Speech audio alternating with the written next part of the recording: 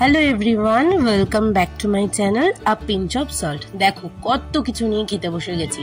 5 রকমের ভাজা, লাল শাক, তোপসে ফ্রাই, বিরিয়ানি, ভাত, এছাড়াও ছিল চাটনি, পায়েস, আরো কত কি। ইলিশ মাছটা আর মাংসটা, কষা মাংসটা কিন্তু একেবারে ছিল এর সাথে। আমি এখানে বসে বসে ভাবছিলাম কখন যে খেতে পাবো। বাড়ির সবাই একসাথে হলে কতই না মজা করা যায়, কিন্তু একটা বোন আমার সেদিন আসতে পারেনি, তাই সবাই তাকে নিয়েও একটু মন খারাপ করছিল। দিকে বোন আমার ক্যামেরা ঢাকতে ব্যস্ত।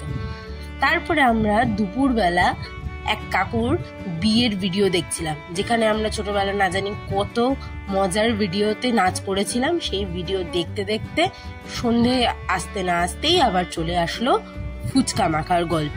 ফুচকার আলু মেখে টক জল দিয়ে সবাই মিলে পাত পেরে খেতে বসে গেছি। একে একে টক জলের মধ্যে দিয়ে ফুচকা আমরা সবাই কাড়াকাড়ি করে খাচ্ছিলাম। তারপর এই হলুদ রঙের জামদানি শাড়িটা আমি গিফটে পেয়েছিলাম।